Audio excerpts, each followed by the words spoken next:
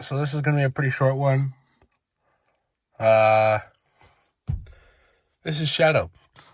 Shadow is a 1987 Dodge B250 RoadTrek. Yeah, I know. It looks like it's been out of the ocean for a couple of years. But we'll see what we can do.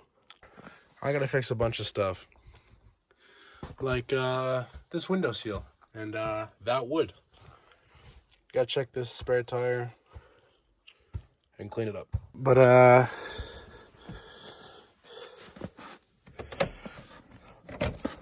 not too terrible. These two open up all the way. You got the zippers with the bug nuts. Walk in. Driver's seat, passenger, passenger, passenger. Should be a fridge in there.